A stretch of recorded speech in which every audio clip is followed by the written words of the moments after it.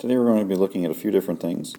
We want to be able to find the trig function values of acute angles, use cofunction identities, and find the trig function values of acute angles.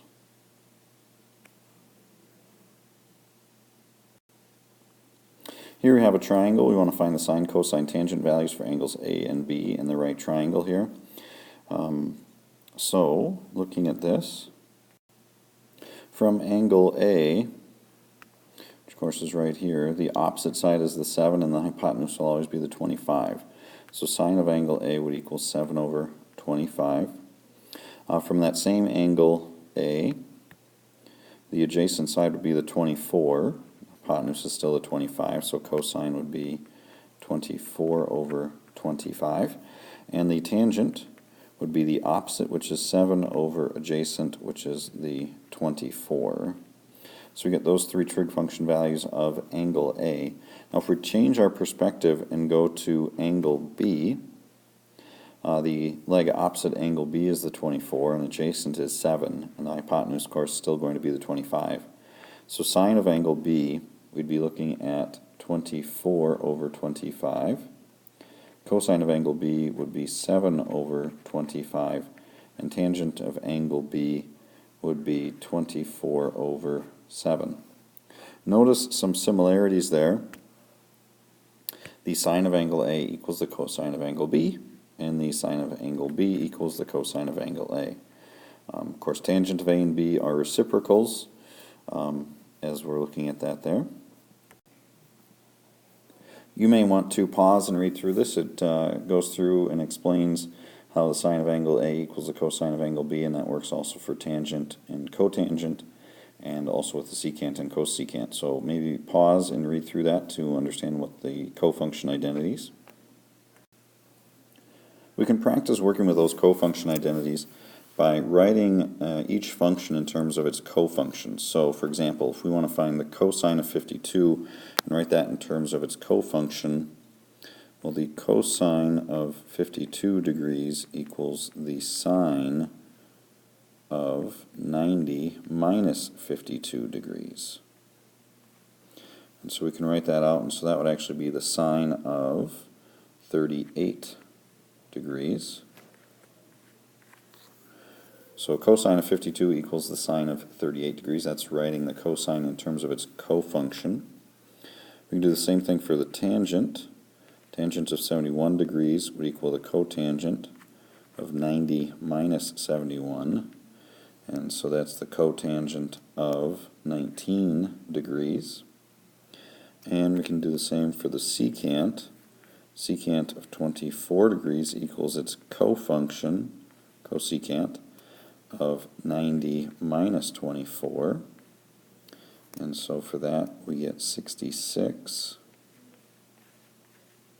So again, just getting used to the cofunctions and their complementary angles. So cosine of 52 is the same as sine of 38 because they're cofunctions, and 52 and 38 are complementary.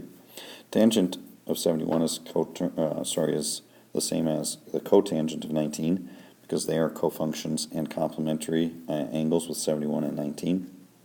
And secant of 24 is the same as cosecant of 66 because those are cofunctions, and 24 and 66 are complementary angles. Another way that we can work with the cofunction identities is to have a cosine equal to a sine. And notice here we have cosine of theta plus 4 equals sine of 3 theta plus 2. Now in order to solve this equation for theta, we don't actually, I'm not actually going to do an operation to both sides of this equation in order to solve it. What I'm going to do is use just a logical step or reasoning step. And the fact that sine and cosine are cofunctions, I know that those will be equal, like stated in this equation, if the two angles are complementary. So I know that the sine and cosine will be equal so long as theta plus 4 plus the 3 theta plus 2 equals 90 degrees. So I can set up that equation. Again, I'm not really doing an operation to both sides.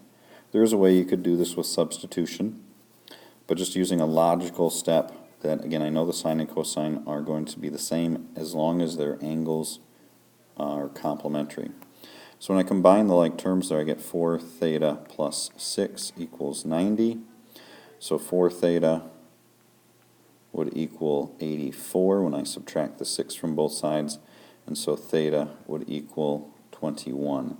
Now here they're not asking really for the angle measures, they just asked for a solution to the equation. Well, so we solved for the variable theta, and so that's all we're really looking for there. For me, I would be curious though to see what those angles turn out to be. So if I plug in that 21, I can see here pretty easily I'd get cosine of 25 degrees. And of course, 25 and 65 are complementary. If I plug the 21 in here, I get 3 times 21, which would be 63. Add 2, I get 65. So certainly my answer makes sense, because if I plug in my 21 for theta, I get the cosine of 25 equals the sine of 65, which would be true. We can do the same thing for the tangent and cotangent. Again, they're cofunctions, so they would be equal so long as 2 theta minus 18 equals, or sorry, not equals, plus the theta plus 18 equals 90 degrees. So again, as long as those angles are complementary. Now when I combine these, I actually end up with just 3 theta equals 90, because the minus 18 and plus 18 cancel out. Divide by 3, I get theta equals 30. And again, that answers this question. Like I said before, though, I would be curious to see what the angle measures would be. If I think of plugging the 30 in here, it's a little bit easier. 30 plus 18 would be 48. So I would expect the complementary angle there to be 42. If I plug it into here, I get 2 times 30, or 60, minus 18, which is 42. So that makes sense. Tangent of 42 would equal the cotangent of 48, because they're cofunctions, and 42 and 48 are complementary. You may want to pause and read through this material. This is looking at an explanation of how to determine when the, or from 0 to 90 degrees really, what's happening to the sine, cosine, and tangent. So they go through, again, as we increase the angle here, keeping r the same, what happens to x and y, and so therefore what happens to sine, for example, the y over the r as you increase that value. So you may want to pause and read through that to get that material covered. We'll take a look at the questions next. So using what we just read about, we want to be able to compare sine functions, cosine functions, just to determine whether they are true or false. Now, of course, we could just type this into the calculator, but that's not the idea. We're trying to get practice using those concepts we just read about. So thinking of sine values. So thinking of those sine values, sine of 21 versus sine of 18, again, just a rough sketch, really. Of course, those angles aren't really 21 degrees or 18 degrees, but just to have something to look at. If so for the 21 degrees and the 18 degrees, again, the idea is keep the r values the same, but as if we compare the y values, sine of 21 degrees, that's going to be a bigger side here than it is here for the sine of 18, or for the 18 degrees. So the sine being y over r, this would be a true statement that r, or y over r, is going to be greater for a 21 degree angle than an 18 degree angle. So that's what we're looking at there, and being able to just figure that out. And again, I would rather you be able to figure that out than necessarily just have it memorized. We can take the same approach with the 49 and 56 degree angles. Again, if we assume that those r's are the same, and again, of course, my sketches aren't to scale, but a 49 degree angle and a 56 degree angle. Again, cosine is x over r. So cosine of 49 degrees, that would actually have a longer side here than a 56. 56 is going to kind of pull this angle up, shorten this side. So cosine of 49 would have a greater x value to put over the r than the cosine of 56 would have. So this is a false statement. Cosine of 49 is not less than or equal to cosine of 56. Cosine of 49 degrees is actually greater than the cosine of 56 degrees.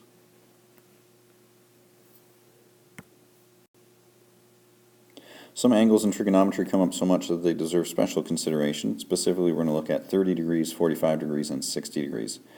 Now again, I certainly don't want you to memorize these values, but if you can build an understanding using the basics, I think that's going to be very helpful. In order to work with the 30 and 60 degrees, we actually start with an equilateral triangle. And again, you can pause and read through all of this. That might help as well. But to kind of paraphrase, if we start with an equilateral triangle, and we're going to choose side lengths of 2. So equilateral triangle, all sides are the same, and all the angles are 60 degrees. So this is what that equilateral triangle will look like. Now we choose 2 because it's the smallest number that works out well. So really just for convenience. Now what we end up doing with that equilateral triangle is we split that, one of the angles, bisect it really. That creates 30-degree angles here, and then again perpendicular bisector will give us a 90-degree angle there. Now the big reason we had 2 as our side length is then when we bisect this angle, it bisects this side. We get side lengths of 1 here. So we get a nice number there, don't have to deal with a fraction. This is still 2. Now you'd use the Pythagorean theorem to find that the third side is the square root of 3. So again, you don't have to memorize that the 30, 60, 90 triangle has side lengths of 1, 2, and the square root of 3. You can just kind of recreate it by starting with this equilateral triangle side lengths of 2. Once you deal with this enough, then yeah, you might remember that. But again, too, maybe you'll forget which side goes where, which, is the one opposite the 30 degrees or the 60 degrees, and have to think about that. We'll come back to the beginning and the basics, and you'll be able to get to this. So then from there, finding the 6 trig function values for 60-degree angle. Again, you really just do your different ratios, making sure you rationalize your denominators, and I'll look at what each of those turns out to be in just a second. With 45 degrees, again, the third angle that we would like to consider here, it's fairly simple. We actually just make an isosceles triangle with the 2 angles being 45. And again, for convenience, we pick the 2 legs that are the same to be 1, and the hypotenuse, then we use the Pythagorean theorem in order to figure out that that's the square root of 2. So again, finding the 6 trig function values for 45 degrees, not too difficult then at that point. You've got your triangle, you can figure those out.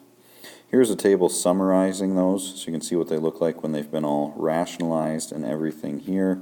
Again, I certainly don't want you to memorize that table, but as you go through your work, you can check that. Again, those special angles, it would be fairly tough to remember all this without having practiced it a lot. But if you start with the equilateral triangle, side lengths of 2, and then the isosceles triangle, 45, 45, 90, right triangle with legs of 1, then you should be able to figure out those triangles and then use those to find the 6 trig function values of 30 degrees, 45 degrees, and 60 degrees.